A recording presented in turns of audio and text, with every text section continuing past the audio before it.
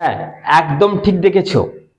একদম ঠিক দেখেছো যে যারা যারা কিচ্ছু পড়নি, যাদের এখনো কনফিউজিং আছে যে আমার আইডিসি, এমডি বা ভিএসসি এগুলোতে কি রয়েছে, আমার এসিসি কি আছে, আমার এসএসসি এইটা আছে, তো আমি সেখানে কি পড়বো, এরকম কনফিউজিং যাদের রয়েছে, যাদের আংশিক পড়া হয়েছে সেরকম পড়াশোনা হয়নি, তারাও কিভাবে পাস করবে, কিভাবে অন্তত এই সেমিস্টারটা কাটিয়ে উঠবে। কারণ প্রত্যেক স্টুডেন্টের মানসিকতা একটা জিনিস চলে এসছে যে যা হোক করে এই সেমিস্টারটা কাটিয়ে নি, সেকেন্ড সেমিস্টার থেকে ভালো করে পড়বই, শুধু এইটা যা হোক করে আমার কেটে যাক, না এইখানে সাপ্লি না আসে। এই ভিডিও যাদের যাদের কাছে আজকে পৌঁছাচ্ছে তারা আজকে যথেষ্ট লাকি। আমি তোমাদের শেয়ার করতে বলবো না, তোমাদের ইচ্ছা হলে শেয়ার করবে।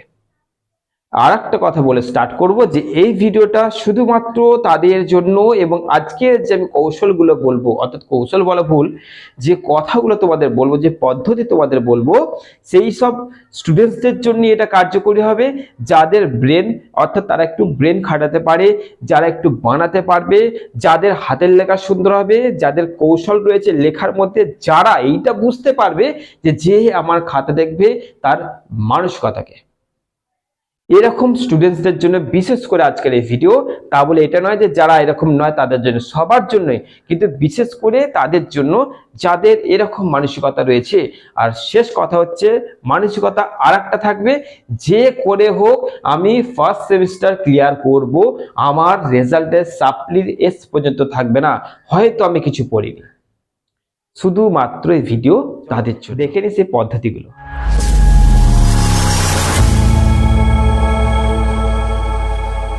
এরকম স্টুডেন্টের পরিমাণ প্রচুর, যে যাদের কিচ্ছু পড়া হয়নি প্রচুর রয়েছে।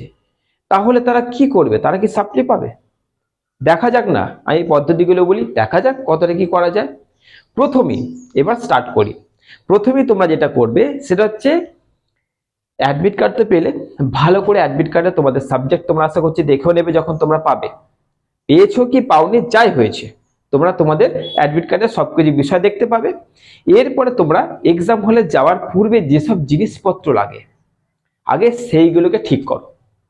তুমি কিছুই পড়োনি, কিন্তু তুমি পরীক্ষা দিতে যাচ্ছ প্রপার ইকুইপমেন্ট নিয়ে, সে স্কেল হোক, পেন্সিল হোক, স্কেল বক্স হোক, মানে পেন হোক, দুই রকম কালারের পেন হোক, বড় স্কেল হোক, ছোট স্কেল হোক, যাই হোক, তুমি তোমার দিক থেকে বি প্রিপেয়ার্ড হয়ে যাবে একদম পরিষ্কার মানসিকতা নিয়ে, যে আমি যা করবো এক্সাম হলে গিয়ে করব। আমি কিছু পড়িনি, এক্সাম হলে গিয়ে করব। প্রথমে মানসিকতাকে প্রিপেয়ার করবে, 1 নম্বর। 2 নম্বর, এবার তুমি ধরো খুঁজলে তোমার কোথায় সিট পড়েছে না পড়েছে, এরপরে তুমি তোমার সেই এক্সাম হলটায় ঢুকলে যেখানটা তোমার সিট পড়েছে, তুমি খুঁজে নিয়ে বসে পড়লে।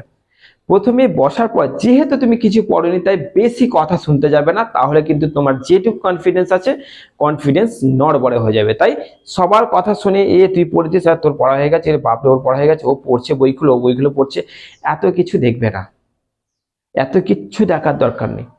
তুমি তাদের দিকে যত ফোকাস করবে তত তোমার কনফিডেন্সটা নড়বড়ে হয়ে যাবে, তত তোমার মানে কি বলছে মানসিকতা এসেছিলে সেটা কিন্তু আস্তে আস্তে কমে যাবে। তাই তুমি বেঞ্চে বসার পর তুমি জানবে ওই রুমে তুমি ছাড়া কেউ নেই, এরকম মানসিকতা নিয়ে বসবে।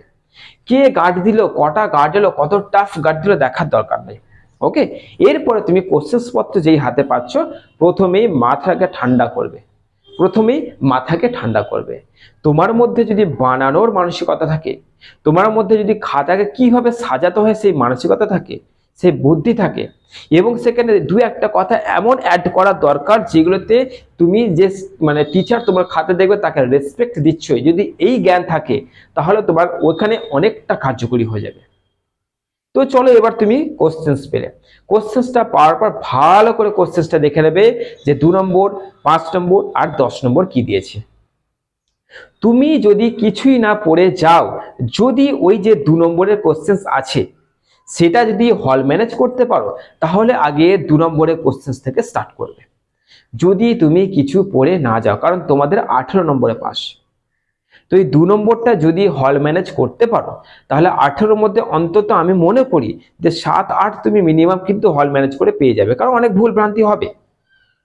তাহলে 7-8 তুমি পেয়ে যাচ্ছ, বা তুমি 10 পাচ্ছ ধরো, মানে তুমি কিছুই পড়ে যাওনি বলে তুমি কিছুই লিখে আসবে, এটা হয় না।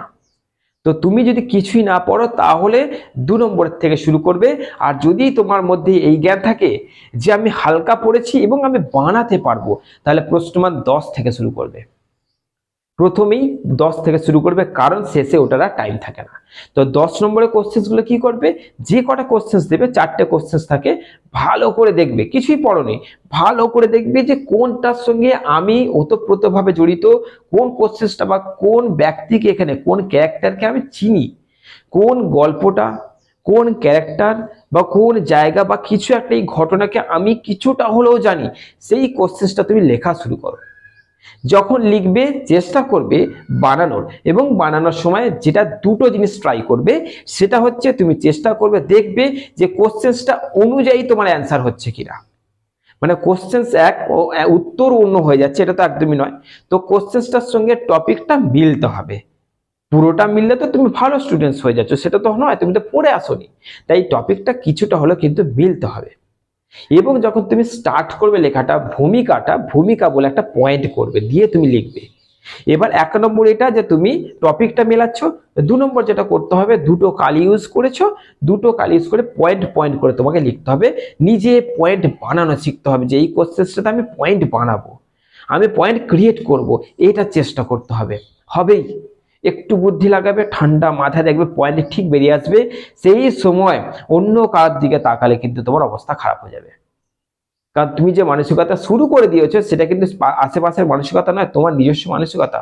তোমার বুদ্ধিতে তুমি করো, পরের বুদ্ধিতে রাজা হওয়ার থেকে নিজের বুদ্ধিতে ফকির হও, কিন্তু করো। হ্যাঁ, যখন তোমার মনে হলো কনফার্ম তুমি হলে যে ভালো লিখছে, ও হেল্প করছে, সেটা তুমি নিতে পারো। তাহলে তোমার কি কোশ্চেন্সের যে অ্যান্সার লিখছে তার মধ্যে অ্যাড হয়ে গেল, কোশ্চেন্সটা আর একটু শক্ত হয়ে গেল। তাহলে তুমি পয়েন্ট করছো, কালো কালি দিয়ে লিখছো, নীল কালি দিয়ে সুন্দর করে খাতাটা কিন্তু অ্যান্সারগুলো পয়েন্ট বাই পয়েন্ট হচ্ছে। ওকে, আর বেশি বড় করার দরকার নেই, যেটুকু লেখার সেইটুকু লিখবে, ছেড়ে দেবে। প্রশ্নমান 10-এর যেভাবে তুমি দুটো হোক একটা যা ভাবে হবে সুন্দর করে লিখবে। এটা না যাই পড়ে আসনি বলে কাটাকুটি করছি, যা ইচ্ছা লিখে দিচ্ছি, ছোট বড় হাতে লেখা না, সুন্দর করে করবে, যেন শিক্ষক মনে করে যে না এ পড়ে এসছে। ওকে, কারণ শিক্ষকের কাছে অত সময় নেই যে অত খাতাতে বুঝতে যাবে যে কিছুই পড়েনি, এ জাস্ট ওই বুদ্ধিটা কাজে লেগেছে, না, অত সময় নেই। ফার্স্ট সেমিস্টারে খাতা এমনি লুজ করে দেখা হবে, ভালো করে শুনে নাও, তাই ওখানটা বুদ্ধি লাগাবে। তাহলে এবার লেখা স্টার্ট করছো। যারা করণী কোথা থেকে করবে, যাদের একটু আইডিয়া তারা কোথা থেকে করবে বলে দিলাম। এবার স্টার্ট করছো দুজনে। তো দুটো কালি ইউজ করবে, কালো কালি নীল কালি। কালো কালি নীল কালি ইউজ করছো। শুরু করার আগে খাতাটা 4 কোণা মার্জিন টানবে। ওকে, পুরো বক্স টাইপের একটা মার্জিন টানবে, পুরো বক্স, কোনো ক্রস নয়, পুরো এরকম টাইপের কিন্তু মার্জিন হবে, ক্রস নয়, পুরো বক্স মার্জিন টানবে।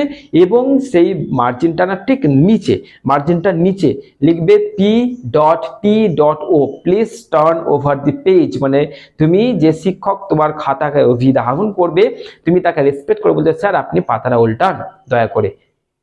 তো তুমি বক্সের মধ্যে সুন্দর করে লেখা শুরু করলে, যেটুকু পারলে পরের পাতায় পরের পাতায় পরের পাতায় করে তুমি যতটা পারলে করার চেষ্টা করলে। প্রশ্নমান 2 তারপরে তুমি করার চেষ্টা করছো।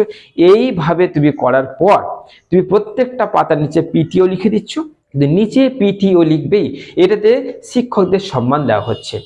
খাতা সুন্দর করবে, লিখতে পারো না পারো যেটুকু পারো নিজের দমে খাতাকে সুন্দর করবে, খাতা নোংরা করবে না। কারণ একটা স্টুডেন্ট খুব ভালো পড়ুয়া, খুব ভালো লিখেছে, কিন্তু খাতের লেখা নোংরা, তার নাম্বার এমনি কমে যাবে। কিন্তু যে কিছুই পারেনি, যেটুকু পেরেছে নিজের দমে গুছিয়ে লিখে এসছে সুন্দর করে, তার খাতার নাম্বারটা এমনি বাড়বে।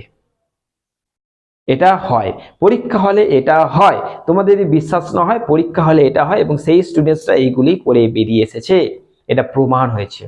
তো আমি তোমাদের রিয়েলিটি তোমাদের বলতে এলাম, বেশি কৌশল নয়, বেশি পদ্ধতি নয়, এই কটা জিনিস করার পর যখন তোমাদের লেখালেখি যেটুকু আবার হবে, যেটুকু পারবে হল ম্যানেজ হলো, সেটুকু করার পর তারপরে যখন চলো আমি নিজের দমে 10-5 করেছি, 2 নম্বরটা ম্যানেজ করেছি, যা করে এই পেপারটা আমি কমপ্লিট করেছি, এইটা করে তারপরে তুমি সেই খাতাটাকে রিচেক করে নিয়ে ভালো করে দেখে নিয়ে, যেখানটা মনে হবে আর একটু সুন্দর করা যায় তুমি একটু ডিজাইন করে দাও, কোনো অসুবিধা নেই।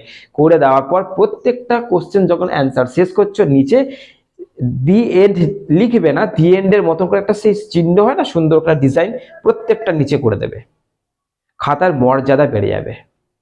ওকে, চলো বেশি কথা বলবো না, জাস্ট এই জিনিসগুলো করো, তাহলে তোমাদের কিন্তু প্রত্যেকটা পরীক্ষা মাথা ঠান্ডা করে বুদ্ধি করে তোমার অভিজ্ঞতায় আমি কতটা জানি এরকম করে ঠান্ডা মাথায় রেখে, কারোর এসএসসি ফিলোসফি থাকতে পারে, কারোর এসএসসি বাংলা থাকতে পারে, এই যে জিনিসগুলো বাংলা যেমন ধরো সমাস, কারক, ব্যাকরণ, সন্ধি, এগুলো তো তোমরা জানো, তো যেটুকু জানো সেটুকু তোমার দামে তুমি পরীক্ষা দেবে।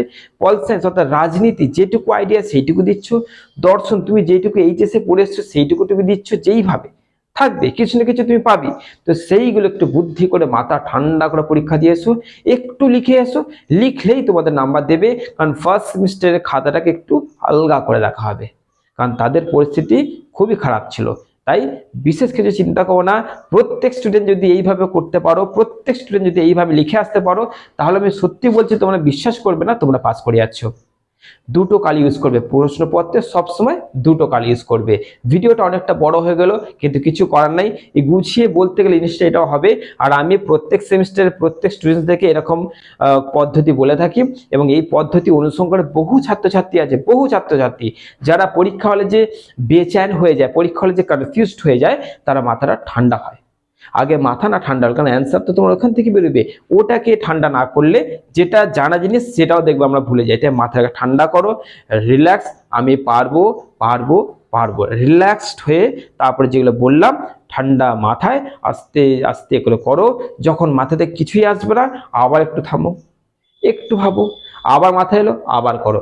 এইভাবে করে করে তুমি তোমার মতন বুদ্ধি করে, তোমার এক্সপিরিয়েন্স, তোমার দক্ষতা, তুমি নিজেকে সেখানে একদম পুরো উপড়ে দেবে। অবশ্যই হবে, হবে, তুমি পারবে। তুমি কিছু পড়োনি কিন্তু তুমি পারবে, তুমি পারবে, আমি বলছি তুমি পারবে, তুমি সাপ্লি পাবে না। এইগুলো করো, আর চলো দেখে না তারপরে কি হয়। ভালো থেকো, সুস্থ থেকো।